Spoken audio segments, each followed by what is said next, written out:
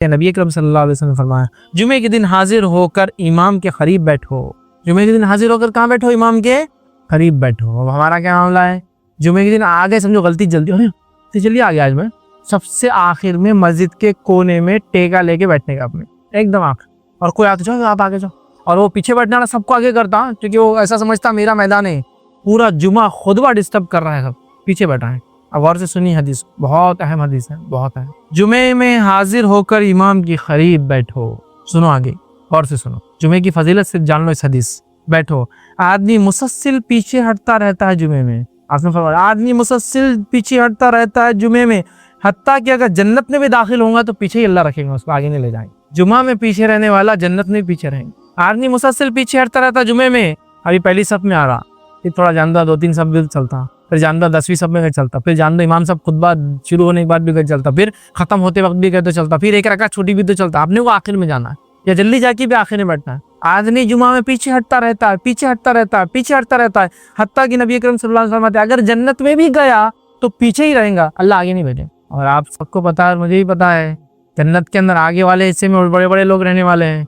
हर city के prime spot से बड़े बड़े लोग रहते हैं, सिटी सेंटर से मालदार किस्म के लोग रहते हैं। तो जन्नत के बीच वाले हिस्से में, और उसमें भी सबसे बीच और सबसे ऊंचे हिस्से में नबी अकरम सल्लल्लाहु अलैहि वसल्लम, उसके बाद दीगर अंबिया, उसके बाद उनके असहाब, उनके बाद उनको मोहब्बत करने वाला हदीस है ना, जो जिससे दुनिया मोहब्बत कर रहा है उसके साथ रहेगा। फिर उसके बाद अल्लाह के जो है सिद्दीकीन, उसके बाद शोहदा, सालिहीन, फिर अल्लाह के नेक बंदे, औलिया जिनको कहते हैं, फिर उनसे कम नेक, उनसे कम नेक, उनसे कम नेक, उनसे कम, तो लास्ट में सबसे आखिर में। जुमा में पीछे रहना जन्नत में पीछे रहने का सबब है। अच्छा, ये बातें दोनों के लिए हो रही है, मर्द और औरतों की। अब जुमा बोले तो औरतें बोली क्या आज टॉपिक ले लिया, हमारा तो कोई हिस्सा ही नहीं।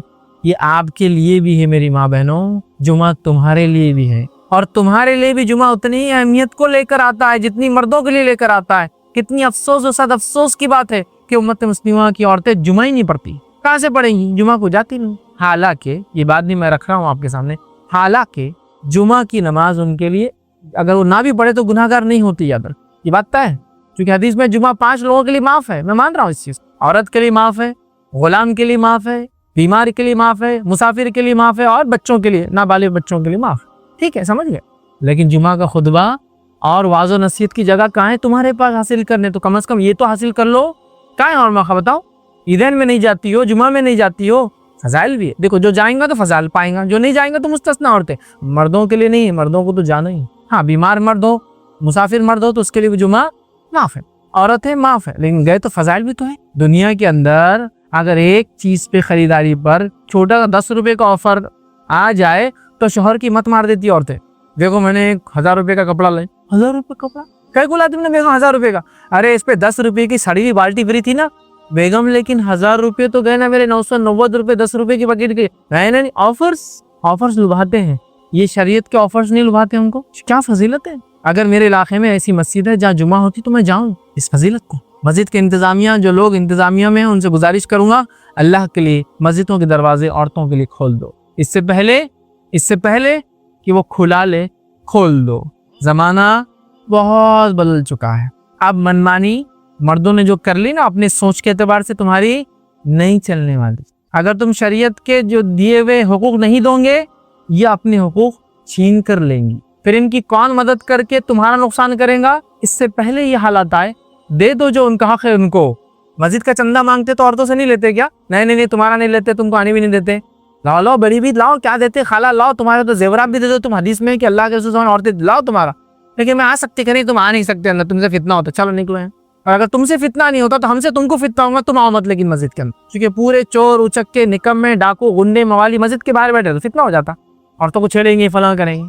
और सारे शरीफ लोग बाजारों में रहते, सारे शरीफ लोग मॉल्स में होते, सारे शरीफ लोग थिएटर्स में रहते माशाल्लाह, और सारे मवालियाँ इधर बैठे रहते, इसलिए छेड़छाड़ का मसला हो सकता है मस्जिद में। कॉलेज में कोई मसला नहीं, औरत की जाने से फितना नहीं होता, बाजार में जाने से फितना नहीं होता, मॉल्स में जाने से फितना नहीं होता, अकेले बड़े बड़े सफर करने से फितना नहीं होता, यहाँ से गल्फ जा रही अकेली तो फितना नहीं होता, यहाँ से यूएस जा रही अकेली, चूंकि अब शादी हो गई, मैं माँ बीवी को बुलाता तो फितना नहीं होता, मस्जिद गई तो बहुत बड़ा फितना होता। इससे पहले कि अपना हक छीन कर ले इनको उनका हक दे दो, दरवाजे खोल दो मस्जिद के लिए, उनका हक है इसमें। तुमने सारे दरवाजे खोल दिए इनके लिए मस्जिद का छोड़कर, अगर तुम कहते फितना है, बहुत फितना है जमीन पर फैला हुआ, जिसके नतीजे मस्जिद आना भी फितना है, तो ऐसे फितने के दौर में तो फिर कॉलेज जाना भी फितना है, स्कूल जाना भी फितना है, बाजार जाना भी फितना है, मॉल जाना भी फितना है, सब जगह जाना फितना है। फिर औरत घर से ही ना निकले, सब जगह तो छोड़ दिया, जहाँ जा सकती दरवाजा बंद कर। ये भी हमारा इस तहजीब में रहने का असर है। इस तहजीब में अपने इबादत गाहों में औरतों को नहीं आने दिया जाता है, नतीजे मुसलमानों ने वो ले लिया। सारी दुनिया में खुली इनके लिए मस्जिदें सिर्फ छोड़ की। बहरहाल चलो, एक्सेप्शनल है, घर की नमाज उनकी अफजल है, मैं भी मानता हूँ, लेकिन जो एजुकेशन, वाज और नसीहत जो उनको छूट जा रही है ना जुमा से टूटने से, और जो इज्तिमाइयत की जो ताकत होती है वो छूट जा रही है। बहरहाल चलो, औरतों को पकड़ नहीं है, इस पर गिरफ्त नहीं है, बात वाज़ेह कर रहा हूँ। मैं तो बहुत सारी औरतें दिल्ली में परेशान हो जाएंगी, हम कहाँ पढ़े नहीं है, इंतजाम तो नहीं।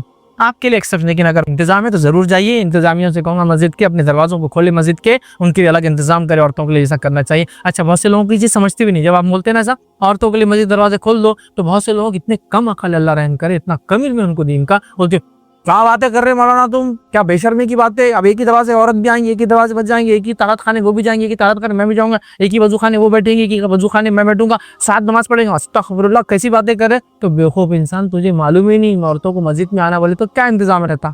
उनका आने का रास्ता अलग मस्जिद नबी में था, उनके आने का रास्ता अलग, उनके वजू खाना अलग, उनके ताकत खाने अलग। और अगर एक ही मस्जिद है तो पीछे नमाज पढ़ेंगी मर्दों से, और अलग मस्जिद है तो बाजू पढ़ेंगी वो नमाज। तो तुझे मालूम ही नहीं। बहुत से लोग क्या समझते, औरतें मस्जिद में आएंगी मतलब कैसा, यूं रकात बांध रहे तो बाजू इधर इनकी बीवी खड़ी या कोई दूसरी औरत खड़ी हो सकती है आके। अरे इतनी छोटी और हल्की सोच, दीनी इल्म की इतनी खतरनाक कमी, सुभान अल्लाह। पूरा इंतजाम अलग होता है मेरे भाई, पूरा इंतजाम, समझो इस बात को। बहरहाल चलिए आगे चलते हैं। तो जुमा में पीछे मत रहो, वरना जन्नत में पीछे रहोगे अगर गए तो, ठीक। तो लिहाजा खूब तैयार होकर, जो हक है जुमे का, नहा धोकर आप आए। उसके बाद खतीब से करीब बैठे, तो गौर से उसकी बात सुने जो वो कहता है, वाज़ो नसीहत, और अपने गुनाहों पे कुफ्त करिए कि जो आपसे हुए हैं, और जो खतीब कह रहा हूँ नेकियों में इजाफा करने के लिए आप कोशिश करें कि इंशाल्लाह मैं ये करूँ। जिन बातों से वो रोकता है इन बातों से रुकने का आज़म करे अपने दिल में कि अल्लाह उठ के जाऊँगा जुमे से तो इंशाल्लाह इन बातों से रोक लूँगा। इस तरह से जुमे का फ़ायदा उठाए और अपने आप को बाकी हफ्ता उन कामों में मशगूल रखिए जो खतीब ने कहा कि ये करना है। ये हफ्ता आप कम से कम एक हफ्ता तो अपडेट करेंगे ना जो बातें सुन के आए, ताकि लाइफ का पार्ट बन जाए ये बातें। ये सब आपको और मुझे जो करना याद रखे। तो जो खालिस नियत के साथ इस तरह से जुमा को अदा करने लगे ना, इंशाअल्लाह अज़ीज़ उसकी ज़िंदगी में बरकतें भर जाएंगी और जुमा की सही फजीलत उठाने वाला बन जाए। ठीक है, तो हमें मस्जिद जाना है। सही मुस्लिम की रिवायत है, जो अहसन अंदाज में वज़ू करे और जुमे के लिए आए, फिर खामोशी और ध्यान से सुने, मतलब जो खतीब कह रहा है, तो इस जुमे तक और मज़ीद 3 दिन तक इसके गुनाह माफ़ कर दिए जाते। तो इस जुमे तक मतलब आने वाले जुमे तक और मज़ीद 3 दिनों के गुनाह माफ़ कर दिए जाते।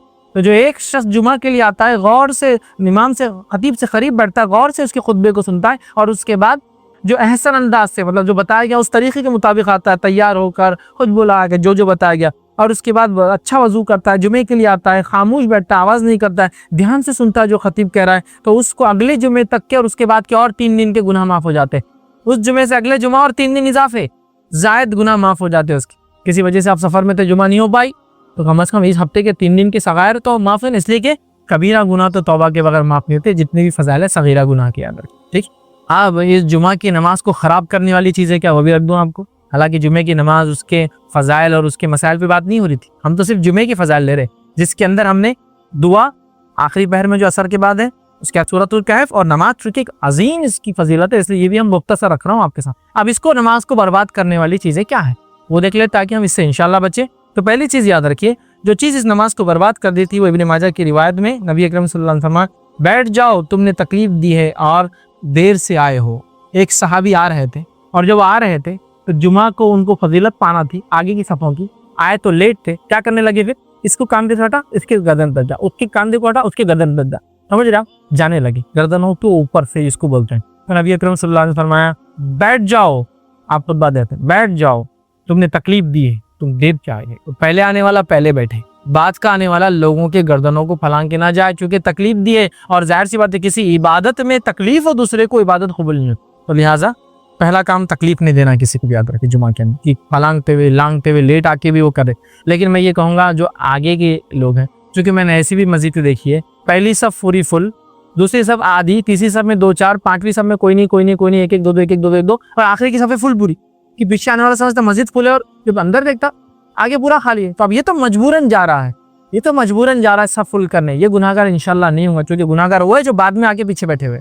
लेकिन मस्जिद फुल हो चुकी है, लेकिन आपको पहली सबका सवाब लेना ऊंट वाला, तो आज सबकी गर्दनों के ऊपर से जाए, गलत पसंदीदा नहीं। वो जो खाली छोड़े हुए लोग हैं वो तो गुनाहगार है पीछे बैठकर, आप आगे जा सकते हैं वहाँ, क्योंकि अब जाहिर से ज्यादा मस्जिद फुल होगी, बाहर धूप हो सकती है, चपले हो सकती है, बहुत सारे प्रॉब्लम हो सकते हैं, और ऐसा होता है, याद रखिए ऐसा होता है। ठीक है, तो बहरहाल ये एक अलग मसला है, याद रखिए। लेकिन आम एतबार से ऐसा नहीं करना चाहिए, वरना जुम्मे का सवाब ज़ाया हो जाएगा, क्योंकि आप मोमिन को इज़ा दे रहे हैं जुम्मे के लिए जाकर। ठीक है, एहतियात करना। दूसरा, बुलंद आवाज़ में तिलावत कुरान और जिक्र नहीं करना चाहिए जुम्मे के दिन। नबी अकरम सल्लल्लाहु अलैहि वसल्लम मुस्नद अहमद की रिवायत देखा, सहाबा क़िरात कर रहे थे और आवाज़ें थोड़ी बुलंद हो रही थी, तो आप सल्लल्लाहु अलैहि वसल्लम फरमाया, कहा एक दूसरे के सामने बुलंद आवाज़ में तिलावत ना करो, क्योंकि जुम्मा है, अब सब एक दूसरे के सामने बुलंद आवाज़ में करेंगे तो बहुत ज़्यादा शोर हो जाएगा मस्जिद में, और जुम्मे के खिलाफ है कि उसमें शोर किया। समझा? तो आपने कहा कि एक दूसरे के सामने बुलंद आवाज़ों में तिलावत ना करो, तो ये भी नहीं करना है। तीसरा काम, इससे भी बदतरीन सूरत हाल जो है जिससे जुम्मा की नमाज का सवाब ज़ाया हो जाता है, सबसे बदतरीन सूरत क्या मालूम? खुतबे में बातें करना। अरे और हो रहा है ये, खुतबा चालू है और कैसा क्या चल रहा, कब आए, ठीक तो है ना, बच्चे बीवी वगैरह बाद में काटना मिलेंगे, बात कर लो अभी। अब दूसरा आदमी परेशान हो गया, क्या करे, खुतबा चल रहा है यार, या तो फिर दोनों बेवकूफ़ इतने अजीम सवाब को ज़ाया करे बात करके। जुम्मा में आप आवाज़ नहीं कर सकते, बात नहीं कर सकते, किस हद तक? सुनिए, सही मुस्लिम की रिवायत, आप सल्लल्लाहु अलैहि वसल्लम फरमाया और कहा कि जिसने कंकरियों को छुआ तो इसने लघु हरकत की। जुम्मा के दिन खामोश तो बैठे, खाली कंकरियों को छू रहा, वो रेत वगैरह रहती ना, आज के ज़माने में रेत वगैरह तो नहीं रहती, तो क्या खेलते हम, वो काड़ियों से उसकी चटाई की, या फिर प्लास्टिक के रेशे, तागे, हाँ, या फिर बहुत क्वालिटी मैट्स, तो क्या है, अच्छी किस्म की बनी हुई खालीनों के फुसड़े निकालते बैठे हुए, हाँ, कुरेदते उसको, उसके तागों को सही कर रहे हैं। अब ये होता, उस जमाने में क्या था, मस्जिद नबी खुली थी तो उसमें कंकर हुआ करते थे, रेत थी, तो आपने फरमाया जिसने कंकरों को छुआ उसने लघु किया। बात करना दूर की बात, छूना भी नहीं किसी चीज़ की नमाज क्या था। बुखारी की रिवायत ने फरमाया, कहा सुनिए, अगर तूने अपने साथी से कहा कि खामोश हो जा, जी खामोश हो जाओ, और इमाम जुमे का खुतबा दे रहा हो, तो तूने भी लघु किया। बात करना तो दूर की बात है, कोई बात कर रहा है और तूने उसको ये कहा खामोश हो जा, तो तूने भी लघु किया। तो बात करने वाले खामोश भी नहीं कर सकते आप, क्यों? इसमें भी हिकमत। एक आदमी बात कर रहा है जुमे के दिन, तो एक आदमी बात कर रहा है ना, एक आदमी का डिस्टर्बेंस, अब ये खैर ख्वाह लो, चुप रहे, समझता नहीं, चुप रहे, पूरी मस्जिद समझता नहीं, तुमको आया थे, तुम्हारे अब्बा इतने दीनदार बता, अरे क्या ये? तो जो बात कर रहा उसको खामोश बिठाने 10 लोग और बात करेंगे। हिकमत ये है कि बात करने वाले को भी कोई खामोश ना करे, ताकि एक ही आदमी का शोर है, दूसरा आवाज ही ना हो। समझे आप बात को? हिकमत क्या है? देखो, एक आदमी बात कर तो एक आदमी डिस्टर्ब कर, आप उसको रोकने के लिए 10 आदमी बोलते और होता है हमारे पास, वो चक्कर ही नहीं, बोलो मत। जिसने उसको भी रोका उसने लघु किया। अब जाहिर सी बात है, एक आदमी किसी से बात कर रहा और वो जवाब नहीं दे रहा, क्योंकि जुमा है, तो खुद बंद हो जाएगा थोड़ी देर।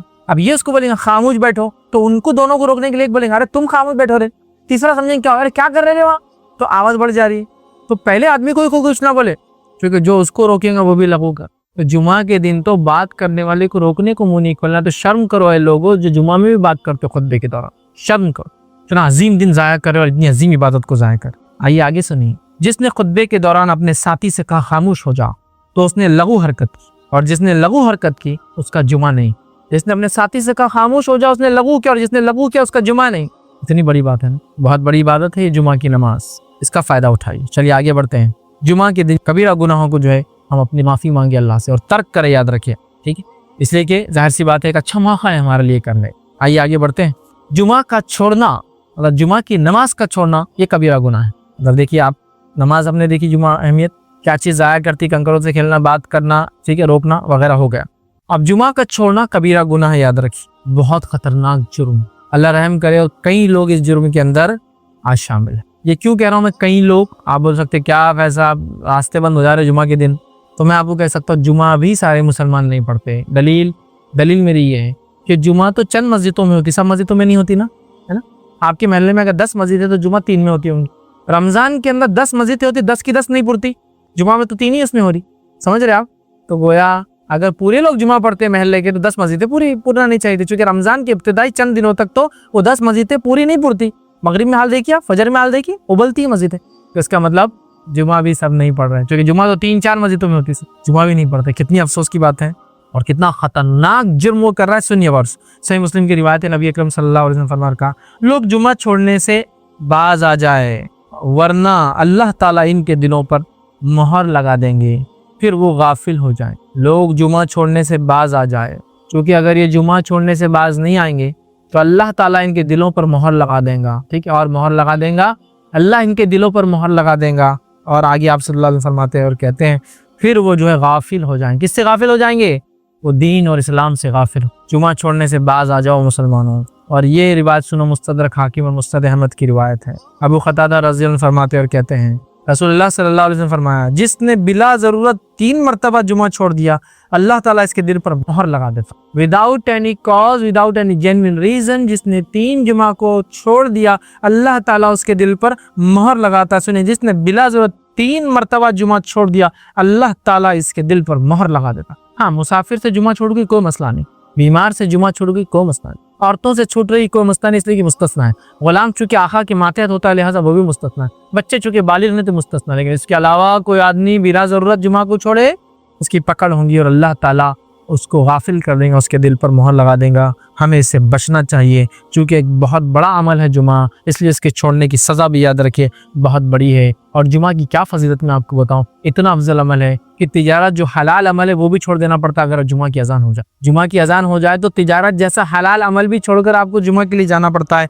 और अल्लाह रब्बुल इज़्ज़त ने सूरतुल जुमा आयत नंबर 9 में फरमाया रखा, या अय्युहल्लज़ीना आमनू इज़ा नूदिया लिस्सलाति मिन यौमिल जुमुअति फसअू इला ज़िक्रिल्लाहि वज़रुल बैअ ज़ालिकुम खैरुल लकुम इन कुंतुम तालमून। अल्लाह फरमाता कहता है, लोगों जो ईमान लाए हो, जब जुमा की नमाज के लिए अजान दी जाए तो अल्लाह के जिक्र की तरफ लपको, दौड़ो और ख़रीद व फरोख्त को छोड़ दो, ये तुम्हारे लिए बेहतर है अगर तुम जानते। जुमा की नमाज पढ़ना है, खरीद व फरोख्त बंद करना, तो एक हलाल चीज़ को बंद करना है। जुमा की तिजारत हलाल है, उसके बाद आप कर सकते, लेकिन जुमा अजान होगी जाना पड़ेगा, क्योंकि खतीब की चढ़ने से पहले और अजान के बाद फ़ौरन खतीब चढ़ जाता है।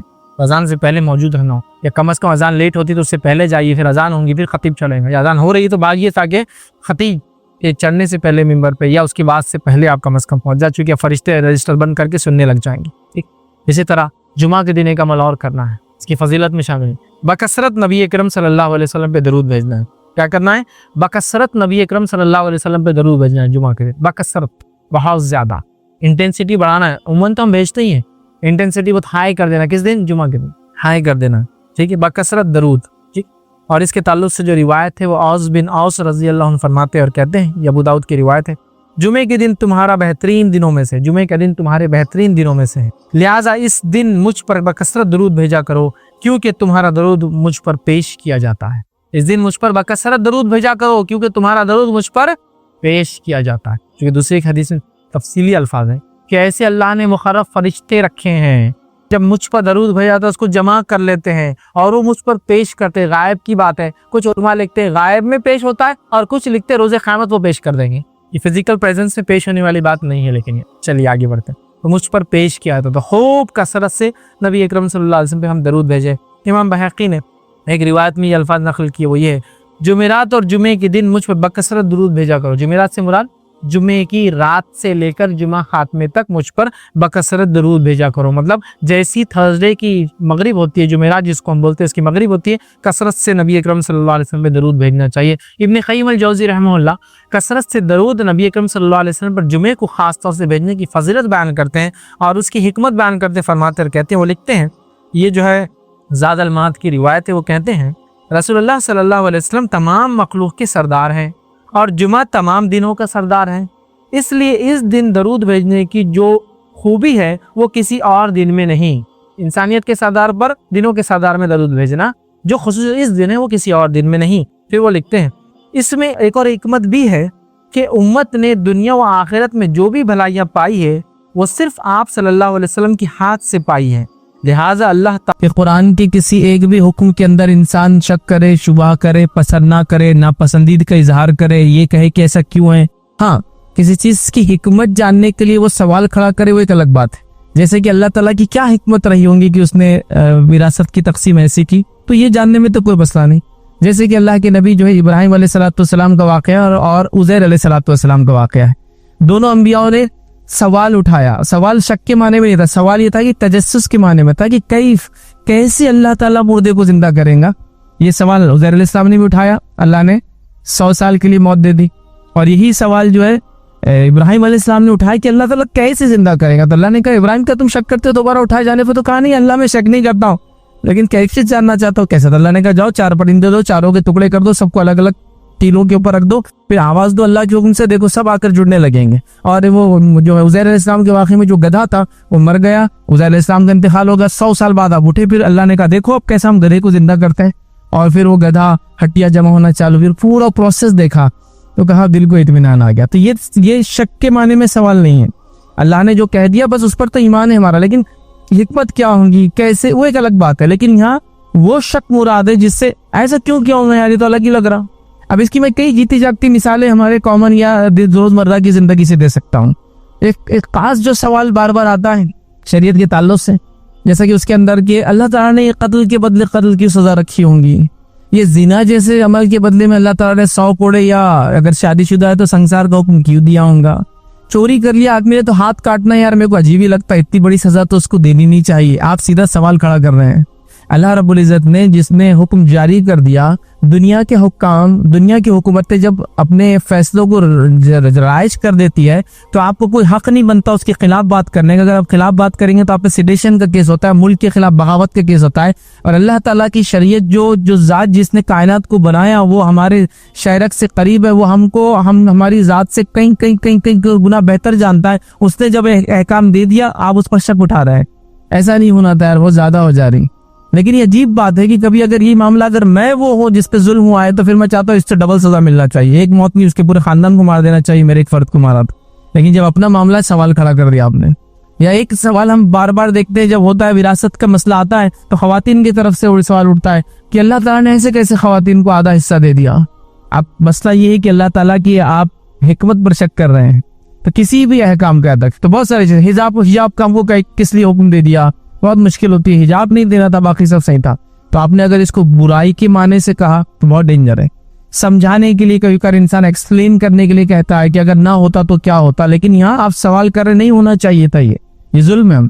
या एक और मसला है जिसके अंदर खवातीन, वैसे मर्द भी इसमें बढ़ चढ़ कर हिस्सा लेते हैं, कुछ ज्यादा इसमें हक से तजावुज करते हैं, लेकिन बहरहाल वो इनकार नहीं करते हैं। लेकिन ये चीज भी देखी गई कि खवातीन की तरफ से ये सवाल आता है कि अल्लाह रब्बुल इज़्ज़त ने एक से ज्यादा निकाह का हुक्म क्यों दिया। सीधा सवाल, आपको पता है कुरान की एक भी आयत पर अगर इंसान ने ऐसा सवाल उठाया तो वही काफिर हो जाता है।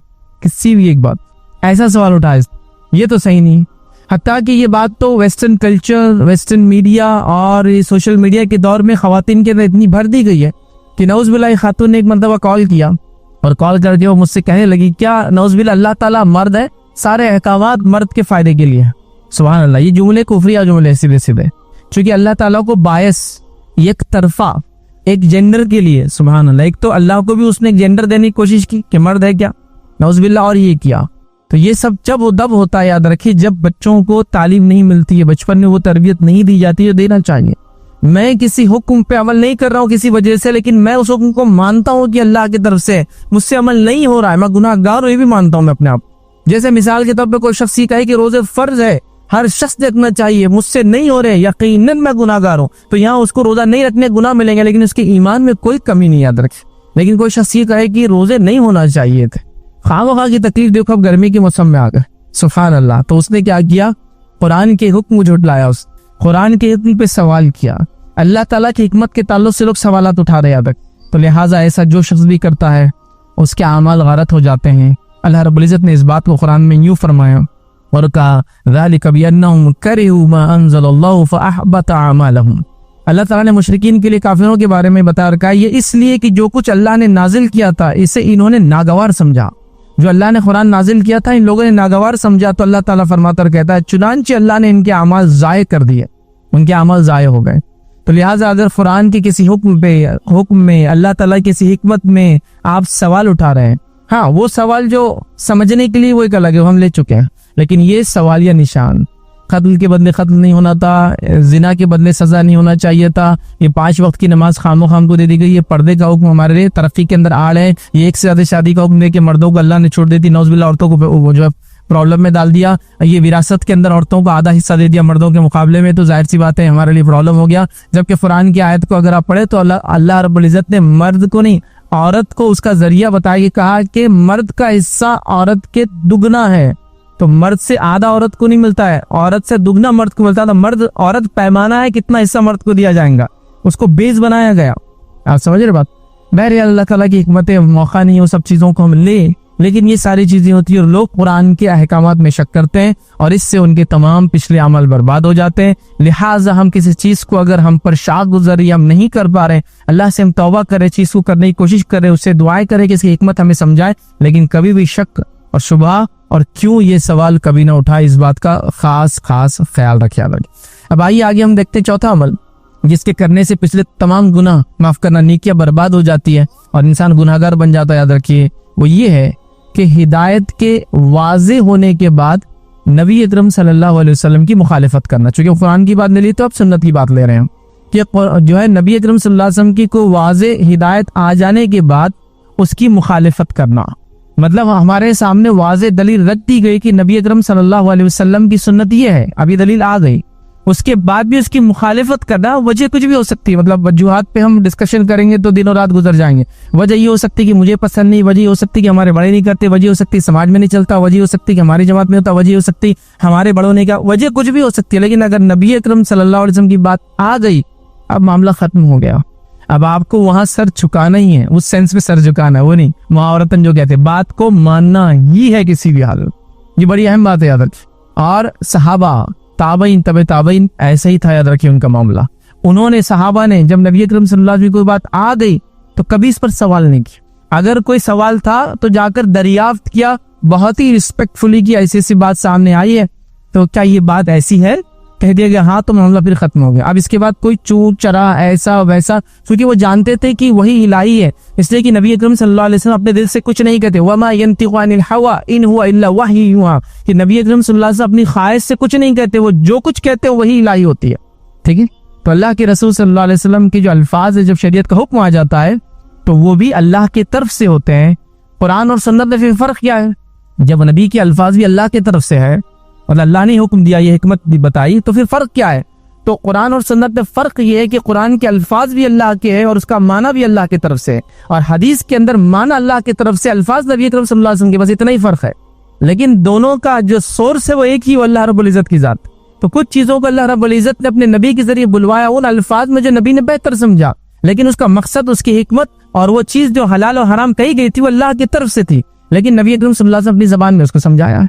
तो बस कुरान और सुन्नत में बस यही फर्क है याद रखिए, कि एक वो है जिसकी तिलावत होती है, दूसरे की तिलावत नहीं होती, और एक वो है जिसके अल्फाज भी अल्लाह की तरफ से, इसके माने भी अल्लाह की तरफ से, और सुन्नत वो है जिसके अल्फाज नबी अकरम सल्लल्लाहु अलैहि वसल्लम के माने अल्लाह ताला की तरफ से ही है। तो ये बात हम समझ ले। तो नबी की बात आने के बाद उसकी मुखालिफत करना, उसके बारे में बुरा जानना, उसके बारे में दिल में सवाल रखना, उसके बारे में शक करना, हाँ दलाइल के मुकाबले में दलाइल हो और उन दोनों दलाइल को आप तहकीक करें, वो एक अलग बात। फिर कहे कि एक दलील के मुकाबले में दूसरी आई है और ये दलील जो है पहले जमाने की थी, दूसरी दलील बाद है, वो एक अलग बात। लेकिन यहाँ वाज़े चीज होने के बावजूद भी नहीं, ऐसा नहीं हो सकता। और इसकी मैं कई मिसालें दे सकता हूँ, सुबह से लेकर शाम तक, ओढ़ने से लेकर खाने पीने तक, और औलाद की पैदाइश से शादी ब्याह तक, और सारी चीजों में जो साबित शुदा चीजें उनको छोड़कर हम मुखालिफत करते हैं आदत। तो लिहाजा ये बहुत डेंजर अमल है, बहुत खतरनाक चीज है, ये भी इंसान के तमाम अमल बर्बाद कर देता है। अल्लाह रब्बुल इज्जत ने उस बात को यूं फरमाया और कहा, कुरान के सूरह मुहम्मद सूरह नंबर 47 आयत नंबर 32 में अल्लाह ने फरमाया और कहा, जिसका माना ये बिलाशुबा जिन लोगों ने कुफ्र किया और अल्लाह की राह से दूसरों को रोकते रहे और इन पर हिदायत वाज़े हो जाने के बाद इन्होंने रसूलुल्लाह सल्लल्लाहु अलैहि वसल्लम की मुखालिफत की, वो अल्लाह का कुछ भी नहीं बिगाड़ सकते और अल्लाह ऐसे लोगों के अमाल बर्बाद कर देगा। तो यहाँ फरमाया और कहा कि वाज़े हिदायत आ जाने के बाद नबी अकरम सल्लल्लाहु अलैहि वसल्लम की मुखालिफत की। तो वाज़े हिदायत आ जाने के बाद, वाज़े दलील आ जाने के बाद, सुन्नत साबित हो जाने के बाद हम नबी अकरम सल्लल्लाहु अलैहि वसल्लम की इस बात का खास ख्याल रखें, कभी मुखालिफत न करे, चूंकि इससे हमारे पिछले आमाल सारे बर्बाद हो जाते हैं, याद रखिए। तो लिहाजा कुरान और सुन्नत ये मुकद्दम है, याद रखिए, सबसे असल याद रखिए। अब कुरान और सुन्नत और एक और सुन्नत जो सुन्नत नमाजें वगैरह, उसका थोड़ा सा फर्ज समझा देता हूँ आपको। कुरान और सुन्नत इस पर अमल करना हम पर फर्ज है, और जो दीगर हम अमाल में कहते हैं कि सुन्नत नमाज है, ये जिक्र सुन्नत, इसका माना होता है ये अमल के एतबार से ये चीज सुन्नत है, लेकिन वो कुरान और सुन्नत वाली सुन्नत याद रखिए वो फर्ज होती है, याद रखिए। कभी कभार होता है जब कुरान और सुन्नत पे अमल करना फर्ज है तो लोग कहते हैं क्या सुन्नत नमाज पढ़ना ही फर्ज है? नहीं, वो माने में नहीं। वो अमल जो नबी अकरम सल्लल्लाहु अलैहि वसल्लम ने किया वो सुन्नत है, याद रखिए। लेकिन उसके अलावा एक चीज जो कुरान और सुन्नत के साथ जब सुन्नत बोलते हैं तो उस पर अमल करना हम पर फर्ज है, याद रखें। तो इस चीज को समझने की हम कोशिश करें। तो नबी अकरम सल्लल्लाहु अलैहि वसल्लम की को बात आ गई, हमारे सामने रख दी गई, तो उस पर कुछ नहीं। आइए एक छोटा सा वाक़या सुनाते। एक नौजवान का नबी अकरम सल्लल्लाहु अलैहि वसल्लम की इत्तिबा हुआ, ये कि नबी अकरम सल्लल्लाहु अलैहि वसल्लम आए और एक नौजवान जो है वो सोने की अंगूठी पहना हुआ था, हमारे पास शादी ब्याह होता तो बड़ा शौक से हमारा नौजवान सोने की अंगूठी पहनता है, जबकि मर्द पर सोना हराम है। रेशम और सोना मर्द पर हराम है, इस उम्मत की औरतों पर हलाल है लेकिन मर्द पर हराम है। तो बहरहाल उसने अंगूठी पहना हुआ था। नबी अकरम सल्लल्लाहु अलैहि वसल्लम ने कहा, क्या तू चाहता है कि तेरे हाथ में या उंगली में आंख की अंगूठी पहनाई जाए? तो कहा नहीं। तो नबी अकरम सल्लल्लाहु अलैहि वसल्लम ने अंगूठी को उतारा और फेंक दिया। उसके बाद कुछ लोगों ने कहा कि घर में तेरी मेहरामात होंगी ना, औरतें होंगी ना, उनको देते उठाकर। तो कहा अब मैं कभी उस अंगूठी को उठाऊंगा नहीं। आपने कहा मुझसे कि औरत घर में ले आके औरतों को दे दे, अब मैं तो नहीं उठाने वाला उसको, बस खत्म हो गया मेरे लिए मालूम। तो ये सहाबा का अमल था और इस तरह से नबी अकरम सल्लल्लाहु अलैहि वसल्लम के अल्फाज पर अमल करते थे, एकदम जो कह दिया गया कर लिया गया। तो ये उनका तरीका था। नबी अकरम सल्लल्लाहु अलैहि वसल्लम नमाज पढ़ा रहे हैं, नमाज में आप जूतों के अंदर नमाज पढ़ाते, सहाबा भी जूतों में पढ़ते थे। मस्जिद नबी रेत की थी, ठीक है, और उसके अंदर ऊपर छाले वगैरह थी, तो आमतौर से नमाजें ऐसी पढ़ते थे, अल्लाह के रसूल जूते में पढ़ते थे। तो आप अबू दाऊद की रिवायत नमाज पढ़ रहे थे और नमाज की हालत में हमने जूतों को बाजू कर दिया उतार, सारे सहाबा ने कर लिया। जब नमाज हुई तो नबी अकरम सल्लल्लाहु अलैहि वसल्लम ने कहा, मेरे असहाब तुम लोगों ने ऐसे क्यों किया कि मैंने जूता उतारा तुमने उतार दिया? तो कहा हमको क्या मालूम, आपने उतारा, बस हमने देखा हमने भी कर लिया, अब हमको पूछने की जरूरत महसूस नहीं हुई क्यों आपने उतारा, बस नबी ने उतारा हमने उतार दिया और बाजू कर दिया उसको। कहा मुझे तो जिब्राइल आए थे नमाज की हालत में और मुझसे कहा कि तुम्हारे जूतों को गंदगी लगी है इसलिए मैंने उतार दिया। लेकिन सहाबा ने इंतजार नहीं किया कि अब अल्लाह के रसूल नमाज फेरेंगे, सलाम फेरेंगे, फिर हम पूछेंगे क्यों उतारा आपने, फिर हम उतारेंगे। देखा और कर लिया अपने नबी को। अब इसमें आगे ज्यादा सवालात क्यों क्या नहीं, हम लोगों का वैसा नहीं भाई। ये नबी करम सुन्नत है, क्यों कब कैसे किसने बताया भाई, ये दलील है, कुरान सुन्नत की दलील है, ये हदीस की किताब का रेफरेंस है, हदीस सही है, मतलब इसका हवाला सही है। नहीं फिर भी देखेंगे अब तक क्यों नहीं करते थे, पड़ोसियों ने क्यों नहीं किया, वो इतने बड़े क्यों नहीं करते, वो इतने छोटे क्यों नहीं करते, वो तेल वाले क्यों नहीं करते, वो इतने बड़ी जमात वाले क्यों नहीं करते, वो इतने छोटे, ये सब सवालात नहीं होते। जब सुन्नत वाज़े सामने आ गई मामला खत्म हो गया। हाँ कोई बात आपको समझ नहीं रही तो आप उसके इन डेप्थ और जाइए, वही का अलग बात है, लेकिन उतना वो चीज बड़ी अजीब बात है। एक मरतबा को वाक़या अब्दुल्लाह इब्न मसूद रज़ी अल्लाह अन्हु मस्जिद नबी में दाखिल हो रहे थे, अल्लाह के रसूल सल्लल्लाहु अलैहि वसल्लम खुतबा दे रहे थे। आपने कहा वो शख्स जो खड़ा है बैठ जा, वो शख्स जो खड़ा है बैठ जा। अब हुआ यूं कि अब्दुल्लाह इब्न मसूद रज़ी अल्लाह घुस रहे थे और मस्जिद नबी में बाहर थे, तो वो वहीं बैठ गए चौखट पर। उसकी एहतियात ये थी कि जहाँ वहीं बैठ जाना चाहिए। तो सहाबा की मोहब्बत थी, मुखालिफत तो दूर की बात है, वो इतनी इताअत करते थे। तो इतना उन्होंने फॉलो किया, मतलब जैसे कि मिट्टी में कोई इंसान चल रहा है, रेत में चल रहा है समझ लो, और उसके पैर के निशान बनते हैं, तो पीछे चलने वाला उसी के अंदर पैर डालने की कोशिश करता है। जो छोटे बच्चे होते हैं कि बाप चल रहा है आगे कोई बड़ा, तो बस सहाबा वैसे बस चलते थे, चीज समझ में आए या ना आए। नबी ने किया हमने किया, नबी ने किया हमारा अमल बन गया। अब हमारे पास बहरहाल 100 वजूहात है चीजों को आगे पीछे दाएं बाएं ऊपर नीचे करने की, अल्लाह ताला बले रहम करे। आइए इसी तरह एक और अमल इसी के अंदर दाखिल करेंगे, जो चौथी बात का हिस्सा है, पांचवा भी आप गिन सकते हैं। रसूल अकरम सल्लल्लाहु अलैहि वसल्लम की बेअदबी करना। एक है आपकी वाज़ेह बात की मुखालिफत करना, अमल पर आपकी बेअदबी करना, याद रखिए ये अमल को बर्बाद कर देती है और ये बहुत खतरनाक चीज। हत्ता कि बेअदबी में ये भी शामिल है कि नबी अकरम सल्लल्लाहु अलैहि वसल्लम का नाम आप यूं ही ले, बगैर दरूद के साथ ले, ऊंची आवाज में ले, ठीक है, ये एहतराम के खिलाफ है, इससे भी अमल बर्बाद हो जाते हैं। क्योंकि सहाबा की समझ है, मेरी समझ नहीं है, ये सहाबा की समझ है। जब ये आयत आई थी तो सहाबा ने ऐसे ही समझा था उसको, ऊंची आवाज में बात करना, तेज बात करना, और ये अदब और एहतराम है। और इस अदब, इसका अदब अल्लाह रब्बुल इज्जत ने भी अपनी किताब में रखा, इससे कि अल्लाह रब्बुल इज्जत जो है, नबी करीम सल्लल्लाहु अलैहि वसल्लम अल्लाह की तमाम मखलूक में सबसे महबूब मखलूक है, आपकी सबसे महबूब शख्सियत है।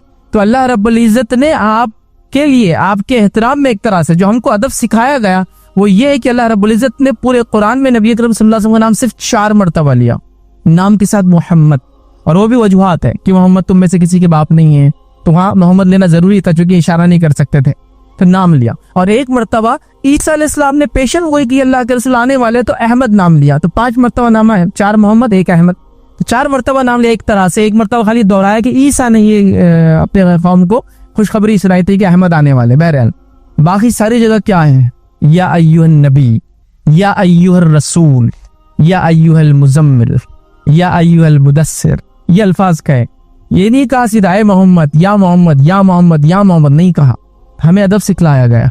अल्लाह रब्बुल इज्जत ही कह रहा है, हालांकि अल्लाह चाहता तो कह सकता था, लेकिन इतनी अफसोस की बात है उन लोगों पर जो अशार में, कव्वालियों में, नात के नाम पर सारा एक के बाद एक बस मोहम्मद चिल्लाते चले जा रहे हैं।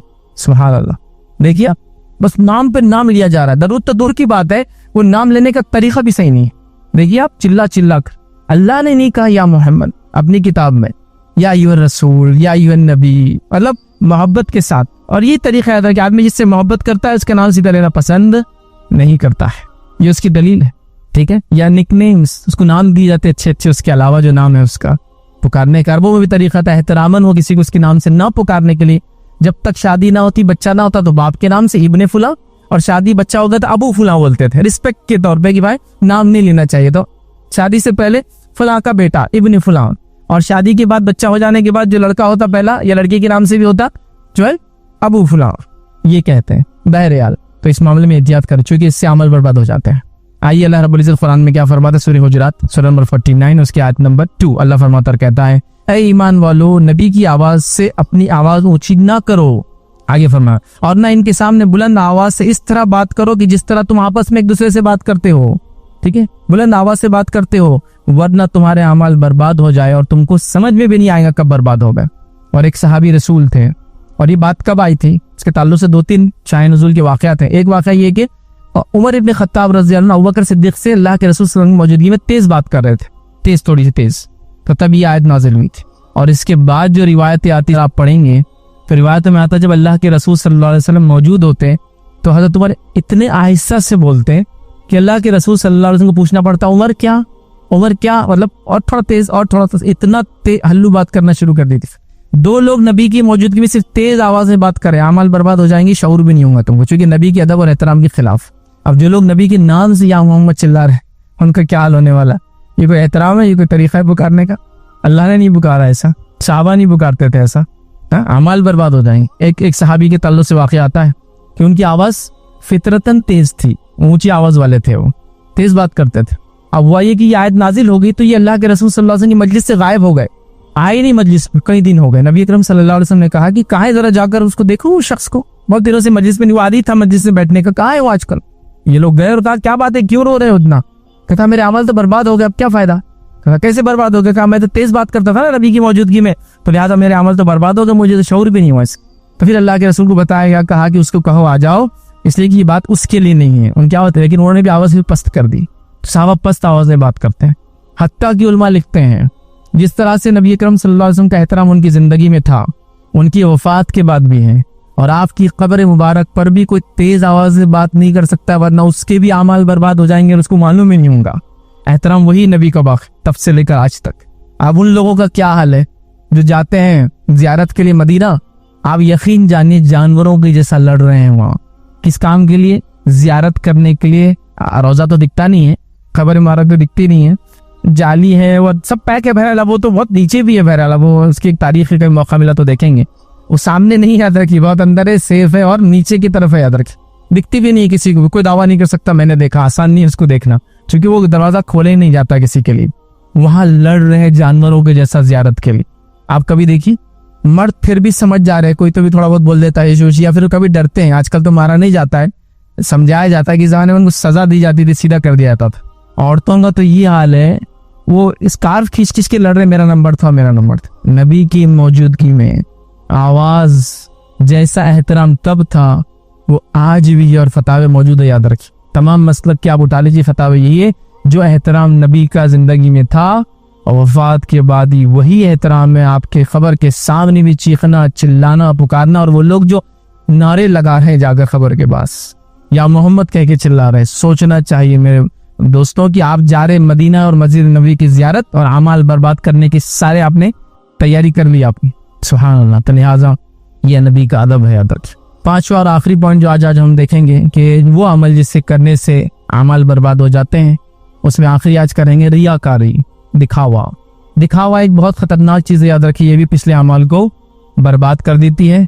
और कुछ इसमें याद रखिए, ये उस मखसूस अमल को बर्बाद करती है। अगर रियाकारी वो मुनाफिक वाली है तो पूरे अमल को बर्बाद कर देती है, और रियाकारी वो है जो मुनाफिक तो नहीं है लेकिन कर बैठा तो उतना अमल बर्बाद। जैसा मैं दिखाने को ईमान लाया तो ये तो पूरा ही बर्बाद हुआ अमल। पिछले ईमान वाला हो लेकिन दिखावे के लिए नमाज पढ़ ली, कभी कि लंबी नमाज पढ़ रहा हूँ ताकि लोग देखे, अरे कितनी लंबी नमाज पढ़ता भाई, ये इंसान कितना दीनदार तकवे वाला है, तो फिर ये उतना अमल बर्बाद करेंगे। लेकिन ईमान और दीगर चीजें तो पूरे अमल बर्बाद कर देंगे। तो रियाकारी, मुनाफिक क्या करते, धोखा देते मोमिनों को, रियाकारी करते, बताते ईमान वाले, इनके तो पूरे बर्बाद है। लेकिन हम भी रियाकारी से बचे, इसलिए कि इससे अमल बर्बाद हो जाते हैं, जाया हो जाते हैं। नबी अकरम सल्लल्लाहु अलैहि वसल्लम सवाल हुआ और कहा गया, अल्लाह के रसूल सल्लल्लाहु अलैहि वसल्लम, एक शख्स जो है मैदान जंग के अंदर जाता है, नीयत ये हो कि शहीद भी हो और नीयत ये कि शोहरत भी हो, तो इसको क्या मिलेगा?